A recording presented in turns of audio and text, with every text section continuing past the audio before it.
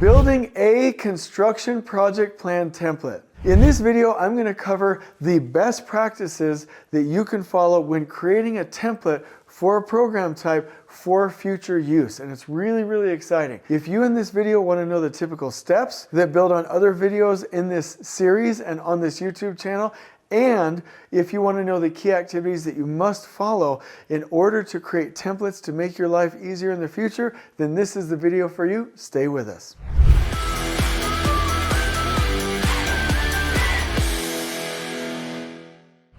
So I am going to use the same sketches that I did from the last video about how to create a project plan, but I'm going to use it to accentuate a couple of points that I know you're going to love. First of all, when you're doing your project planning, you will end up with a macro level TAC plan. That's here shown as number 1.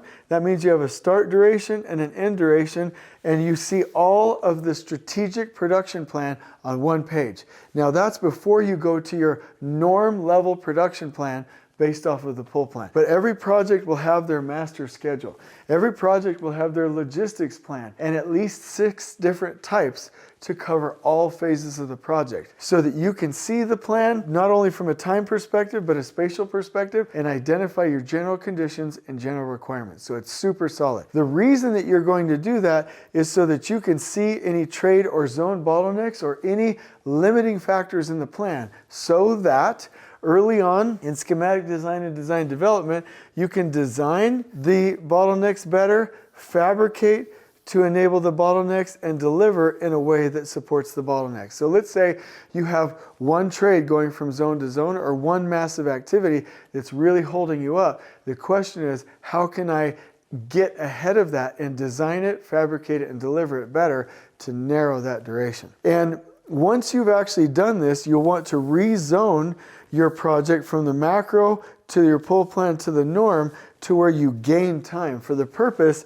of gaining buffers in the system. And these buffers are specifically here to absorb risks and to make sure that your overall total project duration is matching your reference class as listed in the book, How Big Things Get Done. But in this video, I want to show you how to make a template once you've done that. So let's assume that you've done one project for a specific program type, and you have your macro plan with your zone maps, your logistics plan, you know your bottlenecks, you've designed it as best you can, you've rezoned it, and you've built the project with buffers. Now, how do you create a template? So first and foremost, I want to say that your reference class, which is a reference of multiple historical projects that are similar to yours, right, that are aligned with the size and complexity of your current project, that reference class identifies the budget and the schedule overrun for that type of project as an aggregate historically, right? Either the project budget and duration as a whole or just the overruns, either way. But you will, and you have hopefully built this project according to the reference class. Now, you will want to keep your own database, or at least keep historical records of your master plans and how you finished within your own company for this specific program type, right? So it took you from the start to the finish, plus a little bit of buffer at the end to complete this project successfully. Was there an overrun, or did you start to hit it sooner? As you start to get project after project after project, you will not only be able to identify template sequences by phases, but you will also be able to create and update your reference class based on how you are doing with lean methodologies in your company and in your region. So one of the things that I highly recommend that you do is that you template the master schedules, both the macro and the norm, and you start tracking your overruns just like they do in How Big Things Get Done according to their reference class. One example that I want to give you, which is really easy, by the way, this works with multiple different building types, but multifamily is a great example to use.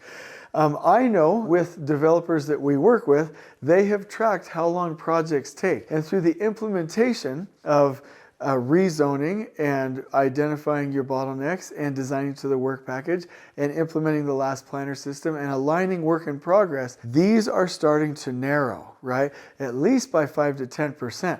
And we're heading towards the 20, 30, 40% ranges. And so what we're seeing is, as we keep track of project by project by project, that duration is starting to narrow. And not only do we know how long, like let's say for instance, the typical range between like framing and finishes takes, right? By building. We also know the production per day. Right? We also know what the overall project as an aggregate takes, and we also know either the overages or how far we were under with budget and schedule. And so as we plan future projects, we know the new baseline and we can start to lean in, literally L-E-A-N, lean in from there and become more and more efficient. So this is absolutely fantastic. The second thing is logistics. We learn from project to project how to set the project up, what phases to work on first, where to put the trailer, where to put literally the parking, the laydown areas, how to support the buildings from a scaffolding, a hoist, a trash, a scrap out, a crane, or a forklift standpoint, like what things logistically really support these projects, right? So your site will not be the same, but you can template your 6 different types of logistics plans, right? Your safety, your wayfinding, your make ready and foundation, superstructure, interior, exteriors, and then your closeout and commissioning logistics plans, not with the same background for where things go, but with the background showing these are the things that we include typically in this type of building, and these are the key considerations and lessons learned. Could you imagine if you had historical macro level TAC plans and historical logistics plans, and those lists and approaches were readily available? Absolutely crucial in everything that we do. Another thing that I wanted to talk to you about is that we, in a previous video, said, hey, if you have a bottleneck, a trade bottleneck or a zone bottleneck inside of a project phase, inside your macro level TAC plan, then you can design, fabricate, and deliver differently to narrow that. Here's one of the biggest things that I want to ask you to do.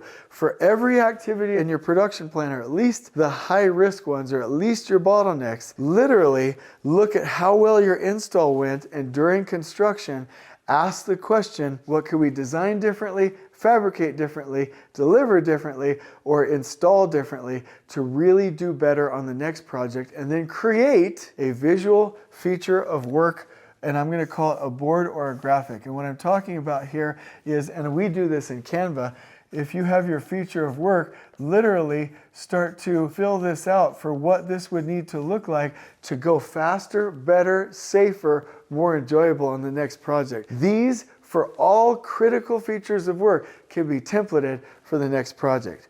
Let's go on to another one.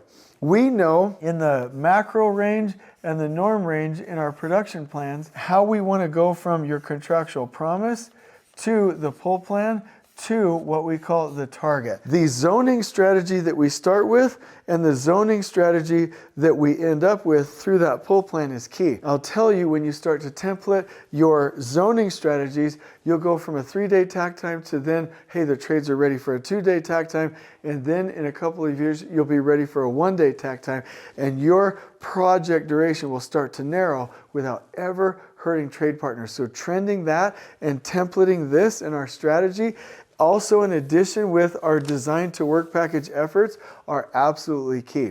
The last thing that I would say is that we do the rezoning to gain buffers, right? You will start to learn what kind of risks you have in this project, keep track of these, and come up with a template risk and opportunity register so you can constantly analyze whether or not you have the right amount of buffers in your project plan. And of course, you can track templated costs, obviously from project to project, especially if they're the same, at a minimum, your square foot pricing, right? But I'm telling you, like, if you document this well, and I'm talking about Miro, Canva, obviously your Microsoft products in your normal filing systems, right? If you start to keep track in a clear and articulate manner these tools and keep them up to date, you can start, here would be the best thing. Every project could start with the template, right? And then per project, you adjust it for those site circumstances, and then you go into a fresh eyes meeting before you ever start. And this is also a great answer for large corporations that are building like restaurants or data centers or whatever. Template this information and then let the contractor adjust it and then review it, because you have the risks, you know the reference class, you know the problems that you encounter, and now you can really optimize that and every job get a narrower and narrower duration without ever hurting anybody. And so I am going to give you two things: my contact information if you want to reach out and use any of our templates, and secondly, a link to the book Elevating Pre-Construction Planning, which covers this type of planning in detail. But if you need help, please let us know. You'll find that information in the description below. We'd love to hear from you. And I really hope that you've enjoyed this video and that you can use it on We Go.